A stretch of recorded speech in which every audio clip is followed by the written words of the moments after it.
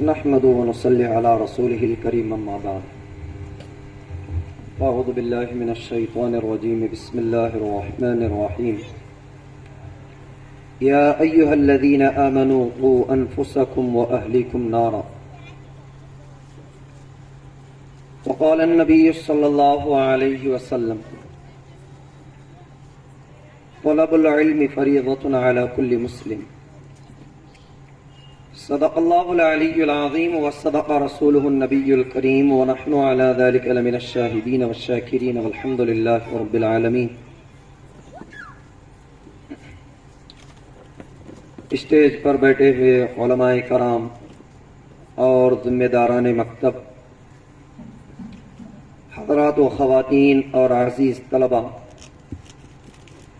اللہ تبارک و تعالیٰ کا بے انتہا احسان ہے، کرم ہے کہ اللہ تبارک و تعالیٰ نے ہم سبوں کو اور آپ کو بھی یہاں پر ایک بہت ہی اونچی اور ایک عظیم الشان جلسے کی نسبت پر جمع فرمایا ہے۔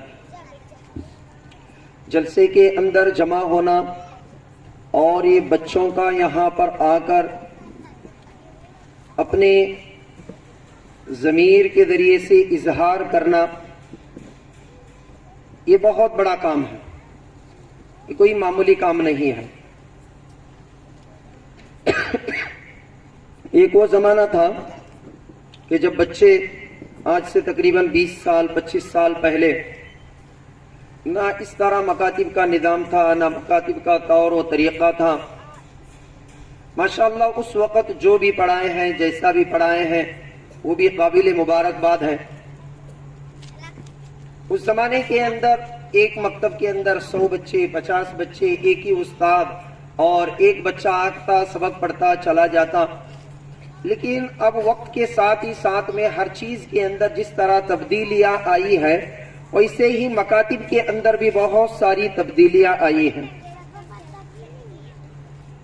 اب یہ موجودہ دور کے اندر ہمارے یہاں پر ہمارے بزرگان دین اور ہمارے جو بڑے حضرات ہیں، ہم نے ایک نظام، طریقہ تعلیم، نصاب وغیرہ ایک سسٹم دیے ہوئے ہیں۔ ان چیزوں کو اگر ہم سارے حضرات یہاں پر ذمہ داران مکتب جتنے بھی ہیں اور پڑھانے والے حضرات بھی ہیں اور بچے بھی اس کے لیے اگر تیار ہو جائیں گے، وہ بہت ہی زیادہ فائدہ مند اور سود مند رہے گا، کیونکہ اس کو بنانے کے لیے بہت سارے علماء کرام نے اور بہت سارے ذمہ داران حضرات نے تقریباً 10 سے 12 سال تک پورے ہندوستان کا دورہ کرنے کے بعد میں موجودہ دور کے اندر جو بچے اسکول کے اندر تعلیم حاصل کرتے ہیں، ان کے لیے کون سا ایک نظام ہو، نصاب ہو کہ بچہ جب تک اسکول کے اندر ہے اس وقت تک مسجد سے جڑا رہے۔ کیونکہ ہم اور آپ جس ماحول کے اندر، جس دور کے اندر جی رہے ہیں، اس دور کے اندر گناہ کا کرنا اتنا آسان ہو گیا ہے، گناہوں کے کام اتنے آسان ہو چکے ہیں جو آج سے 10 سال 20 سال پہلے اتنا آسان نہیں تھا۔ آج کے زمانے کے اندر بے دینی اور آج کے زمانے کے اندر ارتداد کے لہریں پورے زور و شور سے چل رہی ہیں۔ ارتداد مطلب ایمان سے پھر جانا، دین سے پھر جانا، بہت ہی زیادہ زور و شور سے چل رہی ہیں۔ اور ایسی صورت کے اندر اگر ہم یہ چاہیں کہ ہمارے بچے کو 2 مہینے کے اندر پورا قرآن پڑھنا آ جائے، 3 مہینے کے اندر، 6 مہینے کے اندر، زیادہ سے زیادہ 1 برس کے اندر قرآن آ جائے، یہ محال ہے، مشکل ہے، نہیں ہوتا ہے۔ ہم دیکھتے ہیں بچوں کے اندر الا ماشاء اللہ چنندہ چند بچوں کو چھوڑ کر 10ویں تک 9ویں تک پڑھنے والے بچوں کو بھی ہم دیکھتے ہیں کہ نہ اس کو، وہ جس میڈیم میں بھی پڑھتا ہے، وہ بدائی انگلش ہو، کنڑ ہو، اردو ہو، اس کو اردو پڑھنا نہیں آتا ہے، کنڑ پڑھنا نہیں آتا ہے، وہ چنندہ چند بچوں کو چھوڑ کر۔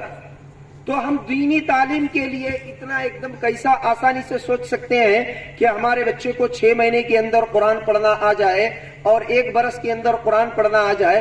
ایسا نہیں ہوتا ہے۔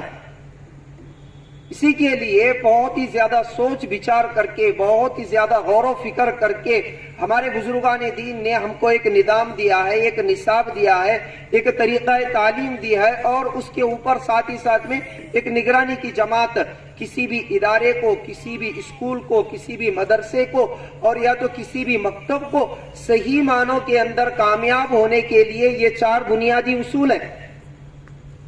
ایک تو سب سے پہلا اس کا سلیبس ہو، یعنی نصاب کا صحیح ہونا، جو عام ہونا، ہر ایک کے لیے ہونا ضروری ہے۔ نصاب کہ کیا پڑھا رہے ہیں، بچوں کو کتنا پڑھانا ہے، کیسا پڑھانا ہے، کیا پڑھا رہے ہیں۔ نصاب کے اندر سب سے پہلے ہمارے یہاں پر نظام کے اندر ہمارے جو بزرگان دین نے ہم کو جو دیا ہے وہ 5 سالہ بنیادی نصاب ہے پہلا۔ یعنی بچہ جب تک، ایک بات آپ، بنیادی بات آپ یہ دھیان میں رکھ لیں، بچہ جب تک اسکول میں ہے اس وقت تک اس کا تعلق مکتب اور مدرسے سے ہونا ضروری ہے۔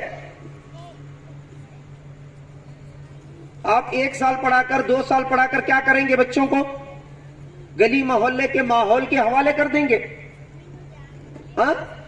2 سال پڑھنے کے بعد میں بچہ ماحول کا شکار ہو جائے گا، گلی محلے کا بے دینی کا شکار ہو جائے گا۔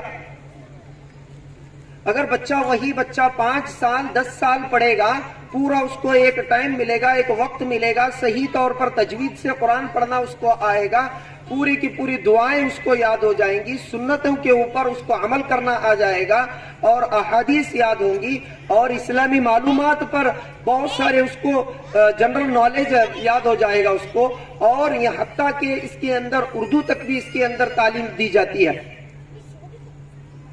یہ ایک نظام اور نصاب اور طریقہ تعلیم ہے۔ نصاب کے اندر یہ ساری کی ساری چیزیں بچوں کو پڑھائی جاتی ہیں، اور قرآن کو بھی تجوید کے ساتھ پڑھنا ضروری ہے، شرط ہے۔ بغیر تجوید کے قرآن پڑھے گا وہ بچہ تو وہ گنہگار ہو جائے گا۔ چھوٹی ہا کے جگہ اگر بڑی ہا نکال دیا، بڑی ہا کے جگہ چھوٹی ہا نکال دیا، عین کے جگہ حمزہ نکال دیا، دال کے جگہ زا نکال دیا، تو بچے کو قرآن پڑھنے کا ثواب نہیں ملے گا، البتہ اس کو الٹا گناہ ملے گا۔ میں مثال کے طور پر ایک چند چیزیں سمجھاتا ہوں میں آپ کو۔ اب یہاں پر دیکھو، سورہ فاتحہ کے اندر سب سے پہلی آیت ہے الحمدللہ رب العالمین، پہلی آیت۔ اب الحمد کی جگہ انہیں الحمد پڑھ دیا تو غلط ہو جائے گا، اس کا معنی بدل جائے گا۔ رب العالمین، عین کی جگہ پر رب العالمین پڑھ دیا تو معنی بدل جائے گا۔ تو جب معنی بدل جائے گا تو معنی بدلنے کی وجہ سے اس کو ثواب کے بجائے الٹا اس کو گناہ ملے گا۔ ویسے ہی پورے قرآن مجید کے اندر ہے۔ ایک مثال کے طور پر میں سمجھاتا ہوں آپ کو، کنڑ اور انگلش کے اندر ز کے لیے ایک یا تو 2 ورڈ آتے ہیں، 2 الفاظ آتے ہیں، زیادہ سے زیادہ 3 آتے ہیں۔ جیسے انگلش کے اندر جی آتا ہے، جے آتا ہے اور زیڈ آتا ہے۔ عربی کے اندر اس کے لیے الگ الگ تلفظ ہوتے ہیں۔ ایک پہلے آتا ہے جیم آتا ہے، رال آتا ہے، زا آتا ہے، ضاد آتا ہے، ضا آتا ہے، 5 الفاظ آتے ہیں یہ، اور 5 کو نکالنے کا طریقہ اور 5 کے یہ حروفوں کے نکالنے کی جگہ الگ الگ ہے۔ اب وہ حروف اس جگہ سے نکلے گا جبھی تو اس کو صحیح معنوں کے اندر اس کو قرآن پڑھنے کا ثواب ملے گا۔ اب ذال کی جگہ اگر وہ زا پڑھ دے گا تو اس کو گناہ مل سکتا ہے۔ تو اسی کے لیے 5 سالہ نصاب ضروری ہے۔ اور یہ کون سا، یہ پوری تجوید کے ساتھ پوری قرآن مجید کو جو یہ 6 مہینے میں یا تو 1 برس میں نہیں آتا ہے، 6 مہینے میں 1 برس میں مدرسے کے اندر آتا ہے۔ مدرسے کے اندر کیونکہ بچہ پوری اپنی زندگی فارغ کر کے اپنا گھر بار چھوڑ کے آیا رہتا ہے، صبح سے لے کر شام تک 6 گھنٹے کی وہاں پر تعلیم ہوتی ہے۔ یہاں پر مکتب میں بچہ 1 گھنٹے کے لیے آتا ہے، 1 گھنٹے کے اندر اس کے اندر صرف آدھا گھنٹہ نورانی قاعدہ پڑھایا جاتا ہے، پھر حفظ سورہ پڑھانا ہوتا ہے، دعائیں پڑھانی ہوتی ہے، عقائد کے اوپر کلمہ طیبہ، کلمہ شہادت اور 5 کلمے پورے پڑھانے ہوتے ہیں، اور پھر بعد میں مسائل کو بتانا ہوتا ہے، وضو کے فرائض، غسل کے فرائض، نماز کے اندر باہر کے فرائض، اور پھر آخر میں سیرت پڑھانا ہوتا ہے، اللہ کے نبی کون ہے، ہمارے نبی کون ہے، ہمارے نبی کہاں پیدا ہوئے، ہمارے نبی کا نام کیا ہے، ہمارے نبی کے امی ابا کا نام کیا ہے، دادا کا نام کیا ہے، دادی کا نام کیا ہے، اور پھر اس کے بعد میں اسلامی بنیاد پر، اسلام کے بنیاد پر، اسلامی معلومات پر آپ کے سامنے بچے پیش کریں۔ یہاں پر اسلام کی بنیاد کتنی چیزوں پر ہے؟ 5 چیزوں پر ہے۔ یہ ساری کی ساری چیزیں، جتنا بھی یہ جو نصاب وغیرہ ہے، یہ بیسک تعلیم ہے۔ اتنا علم تو جاننا ضروری ہے ہر مسلمان کے لیے۔ یہ کوئی بڑا سلیبس نہیں ہے، یہ بہت مختصر سا اور چھوٹا سا سلیبس ہے۔ یہ ہر مسلمان کے لیے جاننا ضروری ہے۔ ہاں، جو بڑے ہو چکے ہیں ان کے لیے بالغان کا نظام ہے، جو اس سے زیادہ بڑے ہو چکے ہیں، جو نہیں پڑھ چکے ہیں، جو ان کو مواقع نہیں ملے، وہ انتہابی بھی کوشش کر سکتے ہیں، پڑھ سکتے ہیں، کیونکہ اللہ کے نبی صلی اللہ علیہ وسلم نے فرمایا ہے، طلب العلم فریضۃ علی کل مسلم، ہر مسلمان پر علم دین کا حاصل کرنا ضروری ہے۔ اس کے ضروریات دین جتنی بھی ہیں، اس کے نمازوں کا دین ہے، اور پھر زکوٰۃ کا دین ہے، حج کا دین ہے، رمضان المبارک کا دین ہے، اور پھر یہ توحید کے بارے میں کون سے عقیدے رکھنا چاہیے، کیسا اللہ کے اوپر گمان رکھنا چاہیے، رسول اللہ صلی اللہ علیہ وسلم پر کیسے ایمان رکھنا چاہیے، اور دیگر انبیاء علیہ الصلوۃ والسلام پر کس طرح ایمان رکھنا چاہیے، یہ ساری کی ساری بنیادی تعلیم ہے۔ اتنا جاننا اور اتنا سیکھنا ہر ایک کے لیے ضروری ہے، اور یہ سارا کا سارا علم اور یہ ساری کی ساری بنیادی تعلیم 5 سال کے اندر دی جاتی ہے۔ ہم دنیا جہاں کے لیے اپنے بچے کے لیے پورے کے پورے 10 سال تو بالکل ویسے ہی دے دیتے ہیں، ہم دنیاوی تعلیم کے لیے دیتے ہیں کہ نہیں بھائی؟ 10th تک تو پڑھیں گے، نہیں پڑھیں گے انہیں کیا بھی رہتا کہ نہیں، کہ 10 سال تک تو اس کے فکس، 10 سال تک 10th تک پڑھ لیا، کیا بھی نوکری بھی نہیں، کچھ بھی نہیں، کیا بھی ہے نہیں، اس کا رزلٹ ہے۔ 10 سال کے 10ویں پڑھنے کے بعد کہاں نوکریاں مل رہی ہیں؟ آج کے زمانے میں مل رہے، اچھے اچھے ڈگریاں ملنے کے بعد بھی نہیں مل رہے ہیں، لیکن پھر بھی ہم وہاں پر 10 سال دے رہے ہیں۔ تو دینی تعلیم کے لیے جتنا بھی وقت دیا جائے اتنا کم ہے۔ دینی تعلیم کے لیے جتنا بھی وقت دیا جائے اتنا کم ہے،